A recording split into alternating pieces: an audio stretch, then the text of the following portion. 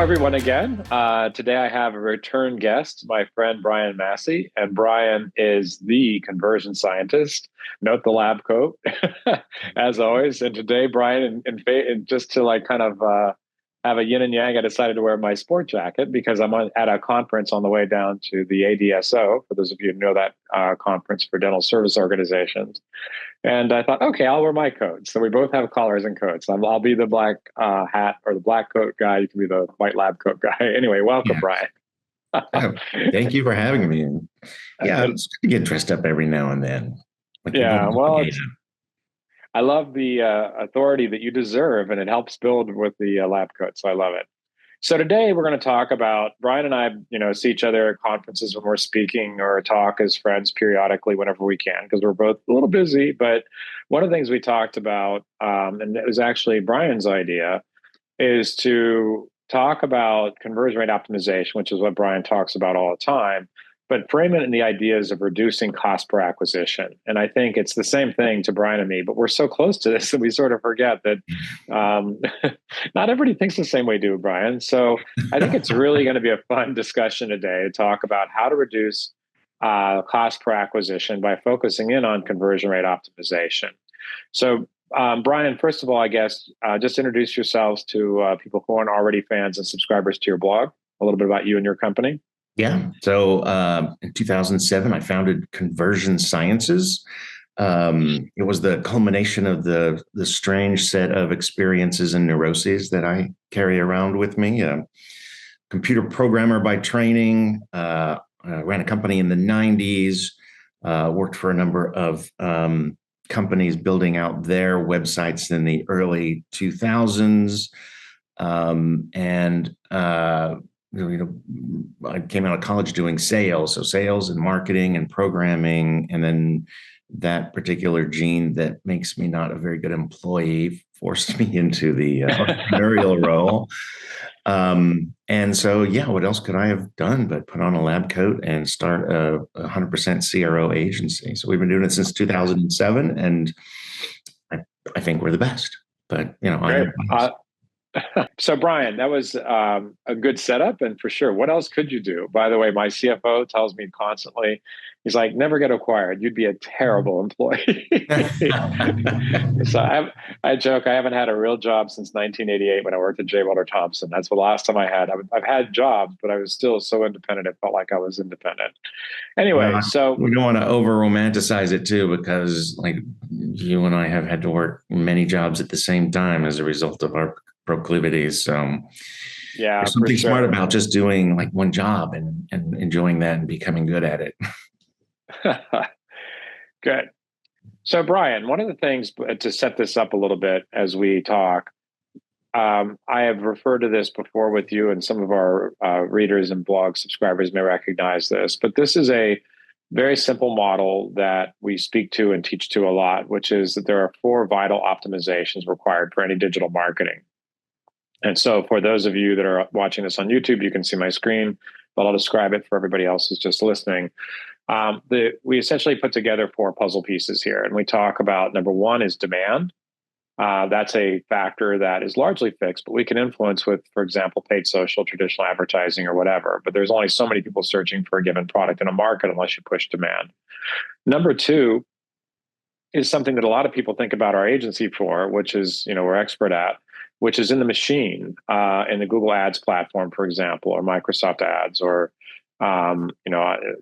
to paid social platforms or whatever. It's where our engineers are working on things like keywords and cost per acquisition and click-through rate, conversion rate, all those things. Number three is the part that you're focused on a lot of times, and we do as well with our company, is the landing page experience or the website experience. What actually happens once they click the ad and they go to the website, what actually happens there? And then number four is the last puzzle piece is really about the conversion process in terms of, okay, somebody sends in a lead form and they inquire, or they use a calendar appointment, but how do you actually get them in? So what does that look like? And the point of this little exercise is that every one of these little tiles is equally important. So demand is equally important with the paid search, which is the landing page and the conversion process in the back end. And with healthcare providers, so often those calls end up going nowhere because nobody picks up the phone or does a horrible job. But the quadrant number 4, these other quadrants are all equally important. It's a multiplicative value, meaning if you increase the effectiveness at 10% on any of these, the outcome is 10% better. So it's very powerful. But your factor is the third quadrant primarily. And so let's talk about that, because I feel like that is the most unrecognized, unheralded piece of this puzzle. So, we talk all day about the first couple quadrants of our clients, and we help coach them on answering their own phone, which is another issue.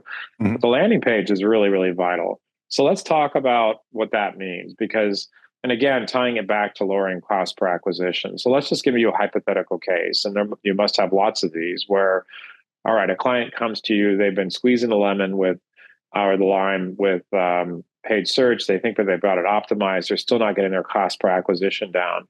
Expand on this for me. Why is the landing page so important, and how does that impact everything? Well, so imagine coming at it from a different perspective. So I've never been involved in traffic generation professionally. I mean, obviously we do it for the agency, but if you are landing page centric, your assumption is that the landing page or the website, the landing experience, we like to say, is the whole point. And so you're not going to drive traffic to something that isn't well primed to convert. Now, typically they're very siloed. So the people that are involved in generating the traffic are usually divorced from the work of improving the website. And I can see all sorts of reasons why that is, because it's a different set of skills. You're going from really, in the ad world, to purely creative to a website, which is a piece of software. So it takes a very different kind of a different process to influence that.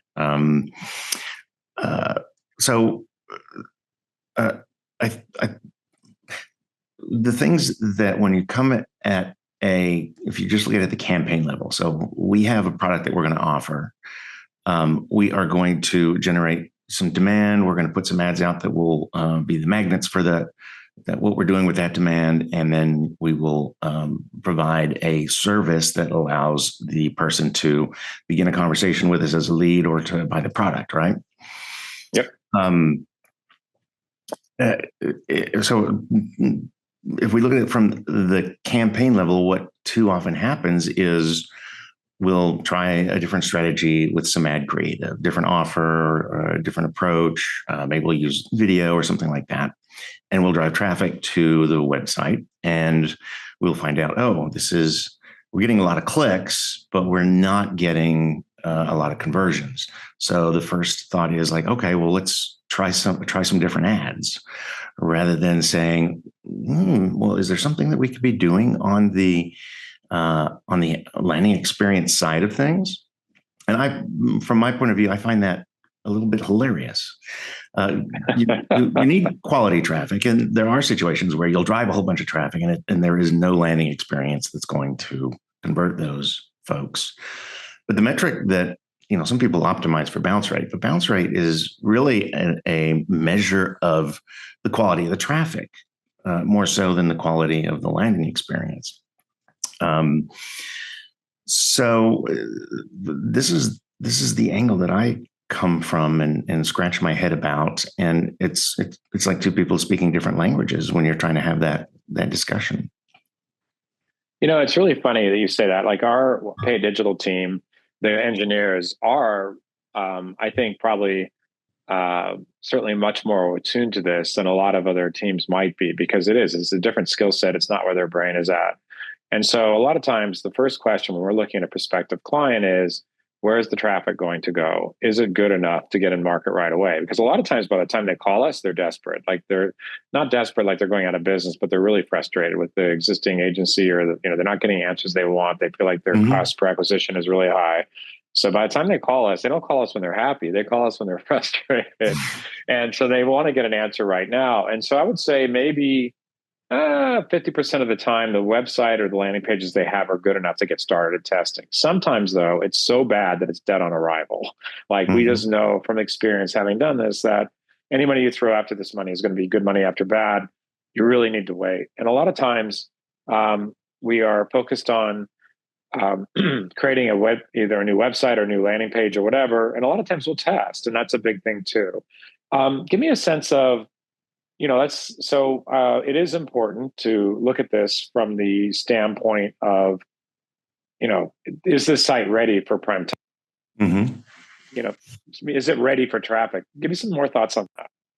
It's pretty rare that we have someone come through and we do a free consultation as part of our sales process, and have someone come through for a consultation. And I look at the website and I say, like, you need to redesign. So it's when we're developing our websites, that's where all the attention is. It's the look and the feel and what cool things the designer can bring in. You've got the scroll triggered animations where copy is fading in, and parallax images and stuff like that. And that's where all the attention is paid to. But I mean, there's some simple things that you can do. How much of your ad traffic is going to the homepage? I know that simply by having a landing page that keeps the promise that was made in that ad, uses those words in the headline and at the top of the page, uses similar color, similar imagery, is going to convert better than the homepage for most of those ad groups. So something as simple as that doesn't require any testing or user research or anything like that. It just requires a little bit of extra effort of having multiple pages for multiple ad groups or multiple offers. So something as simple as that is just a great way to optimize and see if you can't turn some more of that ad traffic into dollars instead of an expense. It's interesting because I could see when you're getting a corporate buyer, they have more, like our clients, include, everything from pharma to device but especially multi-location providers, hospitals, and health plans. It can be a pretty broad category. But a lot of times when we see a client, they may have, a page, for example, for a specific thing like telehealth, for example, but it's not built out at all. There's not much there to work with. There's a paragraph of descriptive copy. It's not really designed as a landing page. So from that standpoint, that's what I'm talking about, is because we prefer to send it to the web page or to the website if we can. Like from our standpoint and our client standpoint, they usually want to get in market right away. And a lot of times we're looking at, we'll build a landing page or landing pages in parallel, but we'd like to send traffic right away to the website if it's ready to do so. And sometimes we can make some changes to the website pretty quickly. That'll help that. But I want to go back to something you just said there, because again, I think one of the challenges of having done this so long, and you speak on this topic to crowds all the time, so it should be easy for you. So you just mentioned, one of the low hanging fruit ways of improving your response rate. The first things you look at, which is to make sure that your ads are going to a page that pays off the promise and the ad word or the group that you're talking about. So for example, if we're working with an addiction client, if we're talking about intensive outpatient kinds of terms, you'd want to talk about that versus the homepage. Or if you're talking about trauma, you want to send them to a page about that or whatever. So that's a big aha for a lot of people. A lot of people just send all their traffic to the homepage. So again, there's that's pretty low hanging fruit if that's a mistake.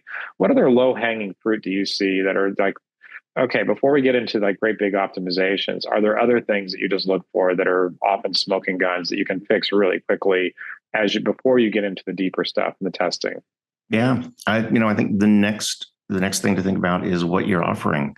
So you go to a homepage and you have kind of your generic offerings, your buttons that are like request a consultation, get a demo, start shopping men, start shopping women, not so much in your industry, but having the right call to action. So if you have, if you're running ads and it's a very high level conceptual, getting people that have the problem but haven't perhaps started looking for a solution, might be interested in this, they're very top of the funnel. So designing a landing page that can get them through all of their objections, have them handled, and make them feel comfortable getting on a sales call with someone or doing a free consultation or a demo or something like that is it's hard to do. So maybe your call to action should be to build your list. And that's where things like a report, some informational content, something that will help them understand the solutions to their problem better at that point is a better call to action. I mean, you mentioned addiction treatment centers. We've done a lot of work in that space, and a phone call is 7 to 10 times more valuable than a form fill. So should your landing page be heavily focused on getting those people that would call to pick up the phone and do that? And we've done a lot of experimentation on that. I have some surprising test results that were successful for us and a little bit counterintuitive. And so if your ads are very problem specific and you're targeting someone that knows that your kind of solution is the solution and they're just trying to figure out which company they're going to deliver that solution, bottom of the funnel. And in those situations, you can get them to do the demo, do the consultation, trial, et cetera. Yeah, that's really important, I think. And it's interesting. Let's talk about, again, we're talking about services versus e-commerce here largely. There's exceptions. We work with e-commerce as well. Mm-hmm. But any thoughts about one step versus two step? Because the one step where, you're just asking people to call and inquire for an appointment. The good news there is that they're calling and inquiring for an appointment. The bad news is there's friction, right? There's a little bit of fear there to, call and ask for someone to speak to. Or a two-step more typically is a low risk offer like an ebook or something else to educate them a little bit more. The good news there is the conversion rates often can be higher on the short end, but then you have to go follow up and convert them, which is a whole process and it's a lot more complicated. I'm curious, do you have any thoughts on that? And for any industry, whether it's healthcare or others, because, a lot of times we do both, depending on the campaign, but, there's definitely pros and cons there. I'd love to hear some of your experiences. So if I'm understanding correctly, I'm referring to like where the offer is either, call us or, like find out, like, are you an addict? Like do this simple test. And it can be either, it can be an assessment, it can be a ebook or whatever. Yeah. Well, a couple of thoughts are bouncing around. Number one, you said, having, a two-step sign-up process. One of the things we've had amazing success with is expanding that to 5 or 6 or 7. So you begin by asking them some questions about their situation, their product or their condition, and then you present to them like, well, would you like to talk to somebody and have a solution? And it's at that point you ask for the contact information. And so the multi-step or the breadcrumb form style is having a good success in a number of industries. So I would not assume that a longer step process is actually going to convert worse, even though intuitively every step you say is a chance to abandon.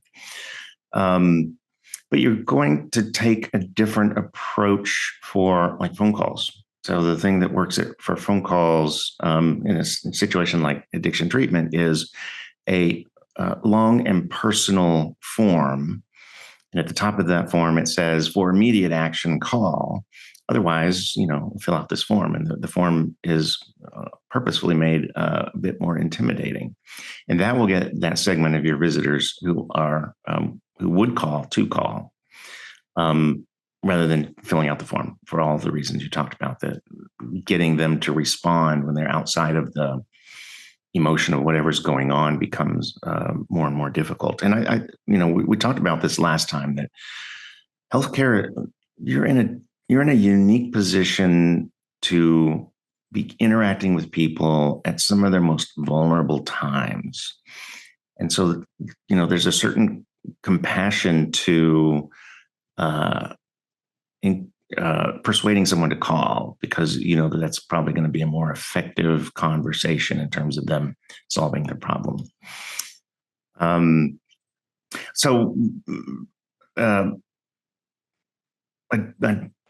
don't know if that answered your question Yeah, it does. It was actually, it's kind of a corollary. So what we're talking about there, I think, is more of like if we break it down to, and I love the comments along the way, the idea of encouraging phone calls, which we often do and prefer to do. And it's interesting, our testing, depending on the client, depending on the industry, sometimes overwhelmingly people fill out the form and don't want to call anybody, and Mhm. so There's a that whole can be an segment that will issue. just not does not want to get on the phone. So Yeah. to be cognizant of that. Yeah, so we have that, and then other industries and other situations, um, the audience will be much more apt to call, and that's putting aside our own decision of which way we want them to go. And again, like we talked about briefly, that's those four quadrants. Number four there is answering the phone. So that presumes that like there is demand. We're working the machine to get the inquiries in, the landing page is good, but somebody's got to answer the phone and do a good job with it. And that's not a given. That is, oftentimes the weakest link. For putting Hmm. aside everything else we Yeah. just discussed, is like nobody will answer the phone. It's lunchtime or it's after hours or the Hmm. person there isn't as qualified. And, we've had clients with pretty large, businesses that have most of their leads going through one person. She retires and everything just goes upside down. And so, it's amazing. You would think like, well, that wouldn't matter, but it can. It's like these are not necessarily, we have trainers that train to this. We have, consulting where we talk about how to answer their phone or whatever. So that's a whole thing. And I think that, but I do like the idea of what you just said there of encouraging the calls, because if we knew that for sure that we had a strong call center, again, for example, for addiction, where there were people that were going to answer the phone, that's definitely a more valuable lead. And we totally agree with that. So I think that's really an intriguing idea there, is just how do you, and the immediate action, immediate help, get this call, or you fill out this long form. That's one topic. Another topic that came Well, up and in there, just I would add, if I can, like there's something going on that's going to make a lot of these problems go away. And that is having a language model on the receiving end of those calls, being as helpful or maybe even more helpful than a live human being. So I think this is going to happen very quickly, that there's going to be inexpensive solutions for answering the phone. And if nothing else, prioritizing that call so that, somebody gets back to that person if there's not a human being available at the time. there, It's going to be striking. there is amazing stuff going on in this category, and I'm actually going to be probably interviewing some people in this category and future calls, Brian. I'm at the ADSO, the Association for Dental Service Organizations, as we speak, and there's a company that reached out to me from India about 6 months ago, and they had this amazing LLM that can answer the call like it's a real like it's a real receptionist. And they suggest that you let them know they're talking to a bot, but you don't have Mm-hmm. to. And during that phase, I said, I told them, like, I give them some quick advice. And number one, like HIPAA, to make sure that you're compliant. I just saw them while I'm here, and they are already working with lots of providers. They found the right niche, and they're just taking off. And so there are other companies doing this with various levels of skill. So dentistry is a little easier than some other specialties. It's more straightforward. There's a little bit less fear. There's still fear for sure, but in medicine and addiction and mental health and all these different categories. And what's really intriguing, because I think that's absolutely going to be key. Back in the old days, Brian, we're diverting here a little bit, but what the heck? It's our podcast. We can do what we want. Podcast. But in the day, for years, the weakest link I mentioned is usually answering the phone. And in the old days, they had their office manager answer the phone or somebody. Then they have call centers, but it's never.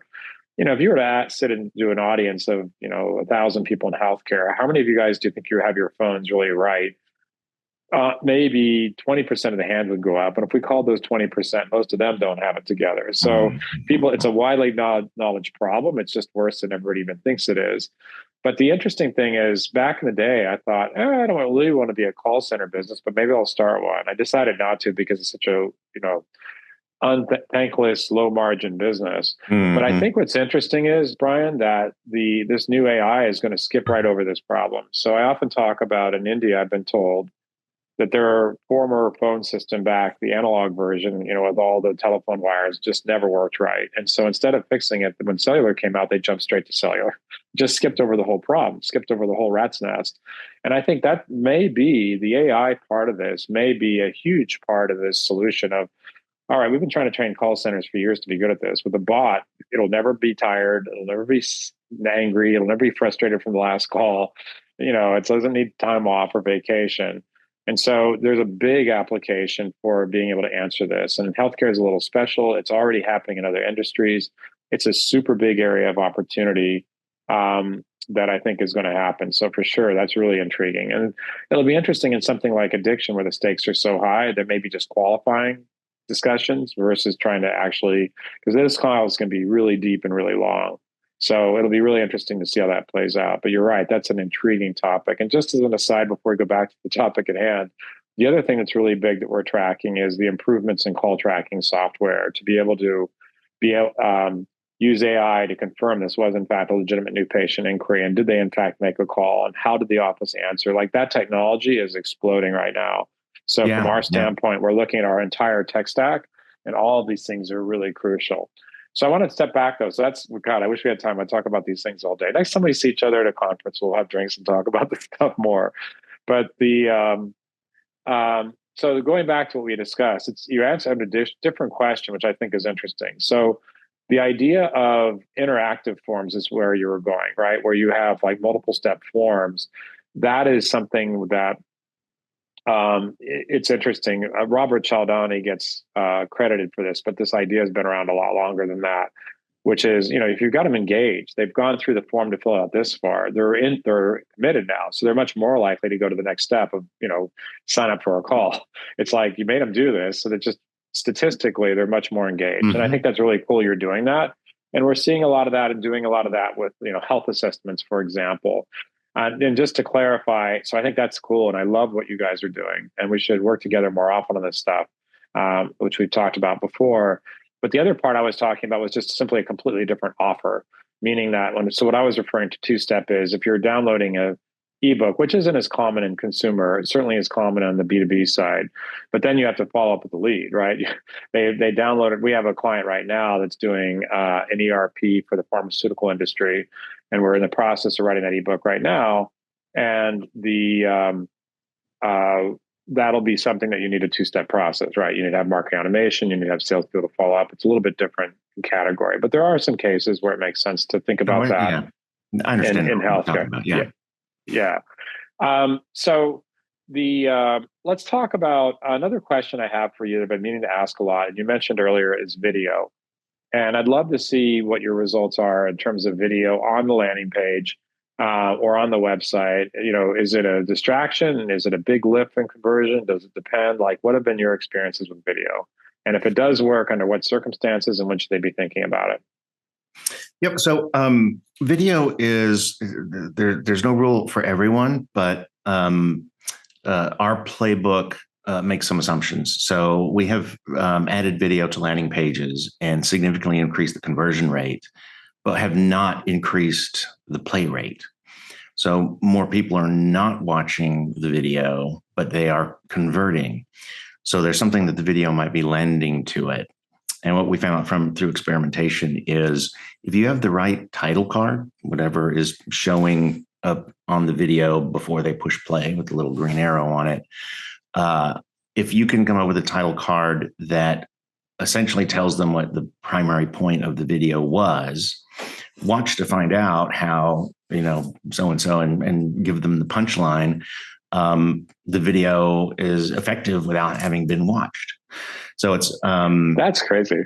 It is a little bit. I love that. Go ahead and expand on that. I didn't mean to interrupt you, but that is so cool. It's something that is something I had not anticipated you saying at all.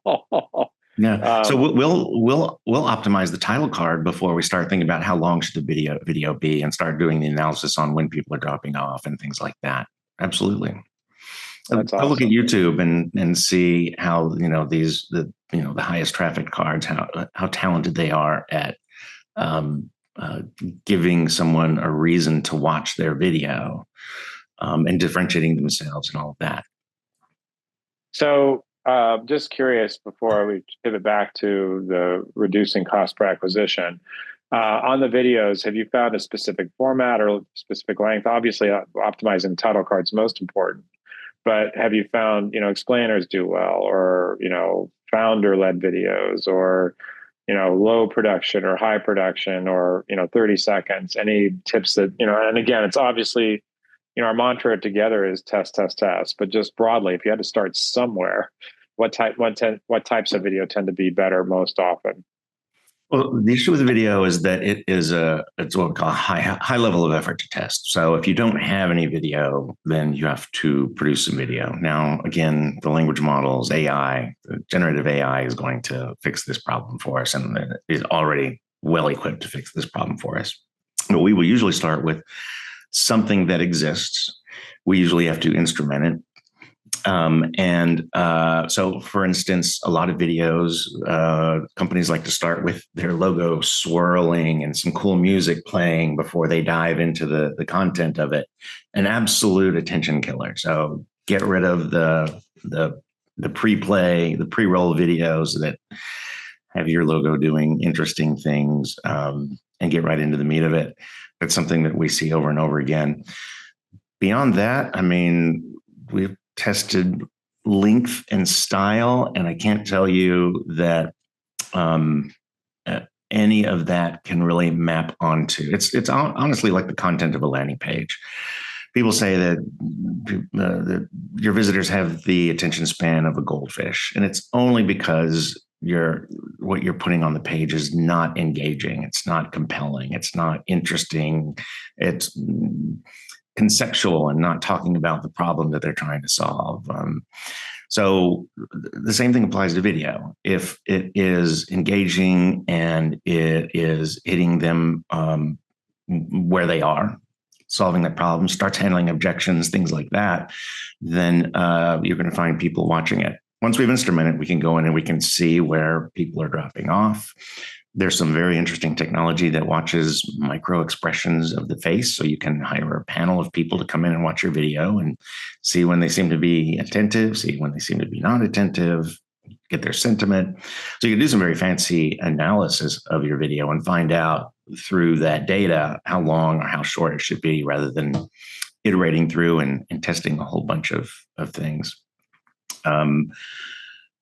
So yeah, that's pretty much our playbook. I'm sorry, I don't have more. No, it's fine. I mean, you mentioned, I'm going to go back to something you just said there, though, and you've said it twice now, and so I'm going to give you a moment to think about this. But distractions. So you mentioned the distraction of the long opening that goes nowhere. It's not really engaging. It's like basically eye candy for the videographer, the art team, or whomever. You mentioned earlier, parallax, which I'm not against parallax per se, but for the longest time we had the slider, boom, boom, boom, carousel. Mm-hmm. And yeah. So we have that going on. But is parallax, like, what are the things that are often either overused or mistakes or distraction, just things that, for the sake of making, or maybe it's making it pretty, but there must be some things that you think are, to either verify some things we've been talking about or deep in, like, what are the things that are just clean all that other stuff up and focus on this? What would you say? What things do you see often?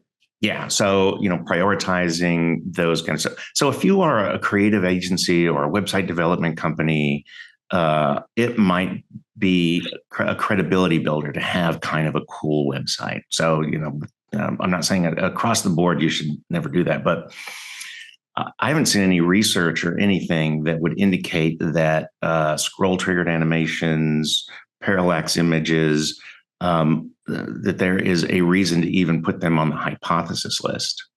So the design of the website is important. It's important for establishing that you're credible, that you are what they expect. Banks need to be blue and white, and rules like that. We're professional. We're a big boy company, and we put that into our website, and you can trust us for that. But to prioritize those sorts of things over the messaging is it's a little bit crazy, but typically it's we design the mock-ups, and then everybody goes back to their desk, and somebody in marketing writes the copy, and then we're the language models again are going to help a lot with this. And actually, the problem with testing messaging, it's hard to test. There's a lot of different things that you can change in the copy and in the images that you're using, because we can't write like somebody else really effectively. So I need to write like somebody that's very methodical. I write in a humanist voice, very relation oriented. And if you want me to write in a methodical voice where it's the details and the way it works and all that, that's hard for me to do. So it's not hard for the language models to do that. So we have this new era of take my copy and rewrite it for a methodical.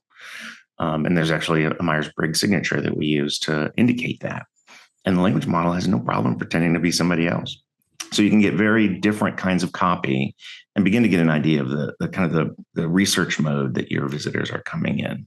And that for me is fantastic. So maybe some of that priority will change a little bit, but there's something very human about the visual portion of a web page that we even have trouble getting past. We've been working with clients for a long time, and then they decide to do a redesign, and we're like, yeah, we'll do this all with data, and they just revert right back to how does it look? I don't think I would use this page, and it's pretty nefarious. Do you feel like Darth Vader? Like, no! I thought we were on the same page. We've been working together for 3 months. How can you regress back to that? No. That's funny.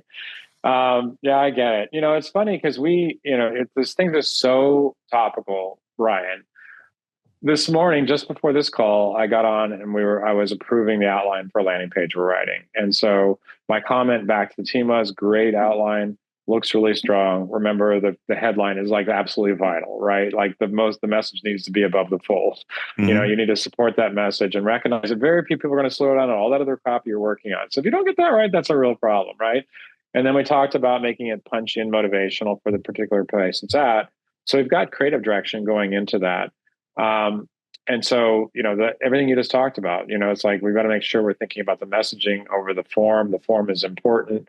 The form in this particular landing page we're talking about is based on telehealth and telemental health in California. So we talked about how can we, give a nod to that without being too hard. So that all that creative is really important to get it up to the point where it's ready to test, right? Mm-hmm. And to get that messaging strong. But that was the reminder to my team, is like, that headline is everything, and that call to action is everything, and support that. It's got to be above the fold. We can't, we talk about proof and all these other things that really matter. And then coincidentally, this again is part of my day, later on this afternoon, we're presenting to a company that had a consultant in the middle that wants a new website, and they're in Texas, and they're with a governmental entity. And in that case, it's like, likely we will see that the focus will be on the visual. It's almost always, Mm-hmm. and on the visual. And when we talk about, why does our website cost a lot more than the ones they're getting quotes for, it's like, well, you're talking about somebody who's doing design. They're not doing the writing. They're not thinking about SEO. They're not thinking about the program. They're just designing to a template. So that's a little bit different, and it's not going to deliver the same results. So these things happen every day in my world, just like it does your world, right? The understanding of, how does this stuff fit together? So let's go back to, we've been dancing around it, but let's go back to the main topic today, which is reducing acquisition costs. So I think that, it's difficult in a call like this because, we could do multiple webinars on this topic, all the different variables, but today we're more conversational. We talked about some of the things that could reduce or help you lower your acquisition cost if you just back up, like all the stuff we just talked about, right? Like the video play card. We talked about mistakes getting caught up in technology or not, sending to pay off the ad. There's a lot of things. But what other things can really reduce acquisition costs, in addition to what we've talked about? Anything else before we talk? I want to talk about some case studies in a moment, but any other factors that you just feel like, and again, some of the industries we work with are very focused on acquisition costs. And so, like that's a big lever, and they just don't think about the conversion rate optimization. So any other conversion levers that you just see tend to lower acquisition costs quickly? One of the things that is in our playbooks that you should look at is making sure that you're selling the offer. So what we often see on landing pages is maybe the offer will be something for higher up in the funnel. Maybe it'll be a report, a checklist, something like that. And then you come to the landing page and there's a form there. But the copy all talks about the company and its products instead of saying like, oh, this is going to be a really helpful report. It's so many pages. You should be able to read it in so much time. It was written by these very well qualified people. And then you talk about the company like we've been doing this for 24 years, and so we know our stuff. So you're bringing the company in as more of a proof point than as the point. So I would definitely add to your idea list for trying things to like, let's make sure that we're selling what it is this page is offering. Sell the offer. That is so funny, Brian. Sorry to interrupt you, but yesterday I had almost the same conversation. So the quick story back to the ERP company we're working with right now. We're writing an ebook for them. That was the strategy. And the strategy included the creative for the ebook and the landing page. And so I got landing page copy back and it wasn't about the ebook. I go, wait, hold on. That wasn't the strategy. And so it turned out the client wanted something more about the company. And so at the end of the day, we agreed about this actually happened yesterday.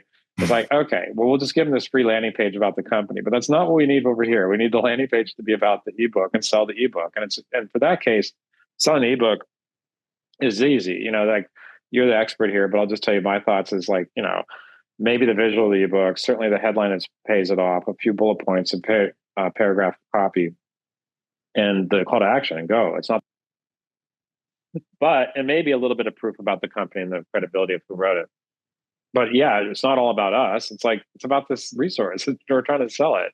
So I think that's bizarre how timely that is. Literally, these are conversations we're having today. And these are all really important points. Let's talk about, I love by talking to you. It's so much fun to compare notes.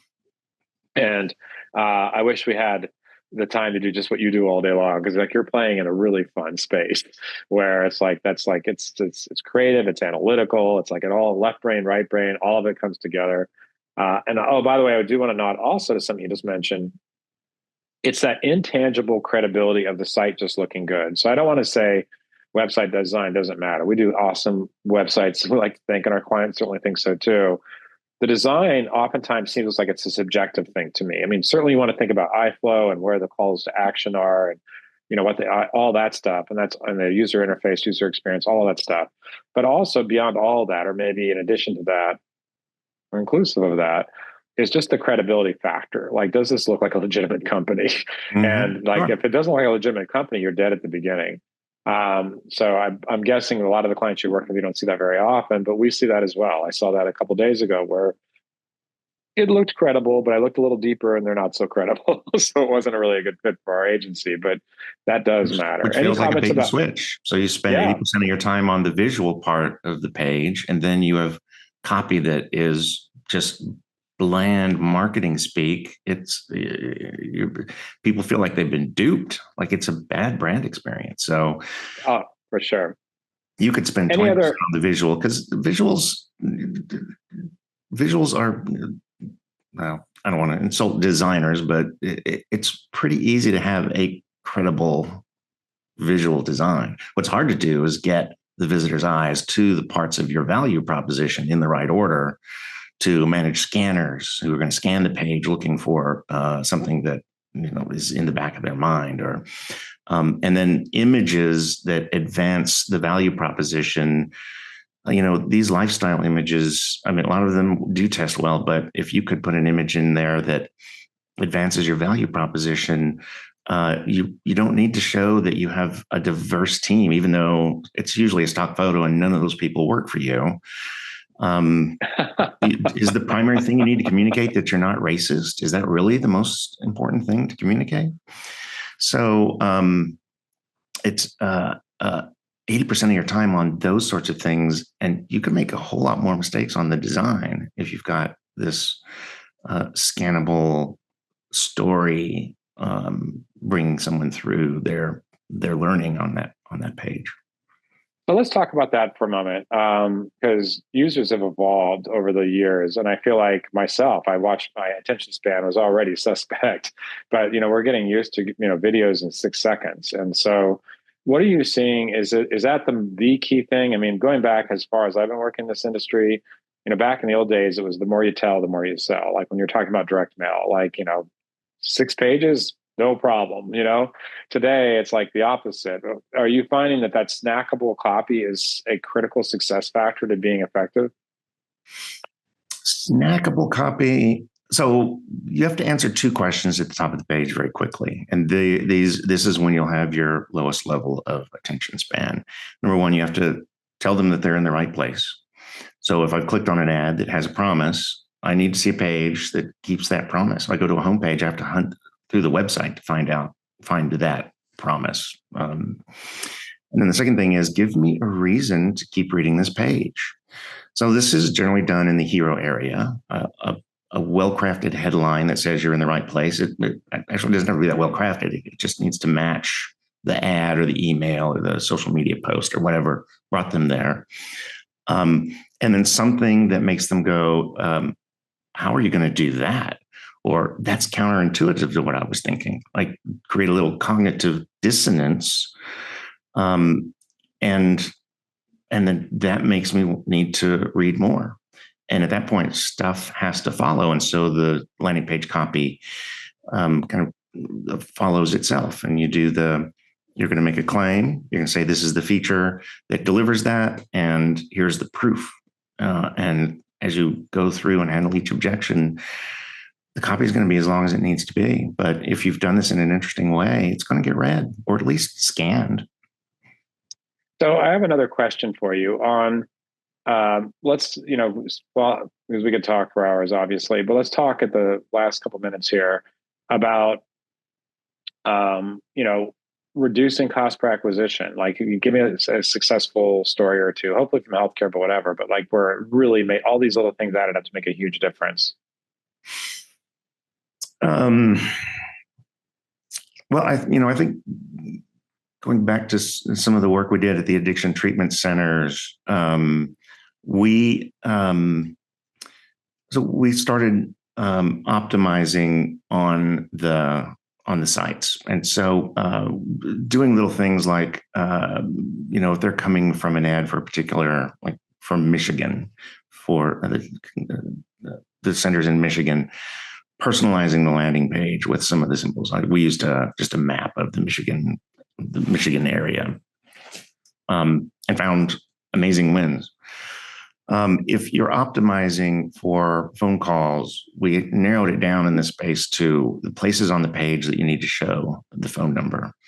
I think it was at the top and at 75% through the copy. And these were fairly copy heavy landing pages. But as we started doing that, they began to learn what language was working on the landing pages. And they were like, we probably need to be doing this in the ads as well. So we got drawn into helping them manage some of their ad groups. They gave us some and said, like, why don't you guys experiment with that? And this is the brass ring. So you're handling both sides of that conversion rate fraction, the numerator and the denominator. You're increasing the number of people that are converting, and you're increasing the quality and quantity of people coming to the site. And it is, like I say, it is the brass ring. And I think in that situation, it was a real sign of freedom. We even considered, like, maybe we should get some people in here that will do ads and make them, enslave them to the landing experience.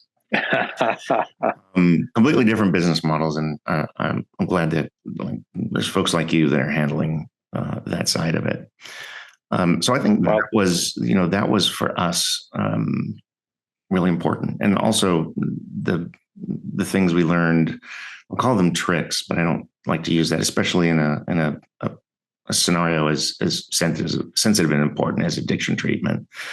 But for we could double the rate of phone calls, and if the number of form fills fell by a factor of 3, like a significant drop, it was still very positive because of the higher close rates on the phone. That's awesome. Well, Brian, it's always a pleasure talking to you. This has been fun and enlightening, and there's just so much here. I remember when I was first learning about paid digital and landing pages and all those things back in 2006. So it was a developing industry. I'd go to PubCon or SES or the different, and I would sit on sessions about landing pages every time. I can't get enough of it. I just love the idea of whether it's going to the website or a standalone landing page and all the theory and all the best practices. And it's something that, we train to with our team. We're always learning. We're always gathering new insights. And when we have the budget, we test. A lot of times, and we didn't even talk about this, if you have a small budget, it's hard to test because you don't have enough data to test. And so you have to focus on only the really big things and have a lot of patience. But those best practices are helpful to everybody. So any final thoughts before we wrap up here, or any other final comments? I think it's interesting you mentioned kind of so there's a black hat or a dark pattern side to conversion optimization that you can play. You can leverage scarcity. You can leverage sunk cost fallacy. You can leverage urgency. And a lot of people seem to be very interested and worried about how do we use these psychological tricks to increase our conversion rates. The challenge really is your own psychology, and it is that you're making decisions what goes on a website based on what you think is going to work, based on things that haven't worked for you in the past. You're going to avoid those things. And your audience may want the opposite. They may want more of the things that haven't worked for you in the past and less of the things that you think are most effective. And so it's the whole point of conversion optimization and the scientific method in general is, how do I manage my own psychology? And then you get a team involved. How do I manage my team's psychology and the complexities of the group? That's where you should be focusing. And from your ads through to your landing experience, if you can get a handle on that, then you're going to be delivering whatever your audience wants, whatever it shows it wants, with its form fills and its wallets. And yeah. I love it. Well, Brian, a pleasure always. Looking forward to working with you in the near future. I appreciate you, coming back. I'd love to have you back as often as you want to. It's good to have you back again today. And Brian, just to plug yourself, you can link into Brian Massey. Do you have a website you want them to go to? Sign up for your newsletter. Anything else you want to say? Yeah. Come to conversionsciences.com, where we share all that we're learning. And so there's plenty to read on blogs. There's some interesting lead magnets. We are holding a conference in April called Conversion Live. And we're going to be feeding all of the learning into a language model ourselves. So there will be an expert that you can go back, and if you don't get to see all of the presentations, you can go back and ask specific questions from the language model and jump right to that presentation, the place in that presentation that answers your question, get things summarized. It's going to be a very interesting way of consuming conference material. All right. Very good. Brian, thanks again. I appreciate your time. Thank you.